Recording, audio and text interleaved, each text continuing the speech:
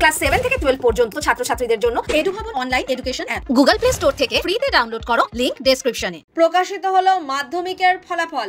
আজ 2রা মে সকাল 9টায় এক সাংবাদিক সম্মেলনে ফলাফল ঘোষণা করেন পর্ষদ সভাপতি রামানুজ গঙ্গোপাধ্যায়। তিনি বলেন, মাধ্যমিক পরীক্ষার ফলাফল লিংক সকাল 9:45-এ লাইভ হওয়া শুরু হয়ে গিয়েছে। প্রার্থীরা স্কুল থেকে সকাল 10টা থেকেই মার্কশিট এবং সার্টিফিকেট সংগ্রহ করতে পারবে, সেই ব্যবস্থাও করা হয়েছে। এই বছর পাশের হার 86.57%। ফলাফলের নিরিখে শীর্ষে পূর্ব মেদিনীপুর, যেখানে পাশের হার 96.46%। দ্বিতীয় কালিম্পং, কলকাতা তৃতীয়। মাধ্যমিকে রাজ্যে প্রথম রায়গঞ্জ করোনেশন হাই স্কুলের ছাত্র আদ্রিত সরকার, তার প্রাপ্ত নম্বর 696। যুগ্মভাবে দ্বিতীয় অনুভব বিশ্বাস, সৌম্যপাল। মেধা তালিকায় প্রথম 10-এ রয়েছে 66 জন।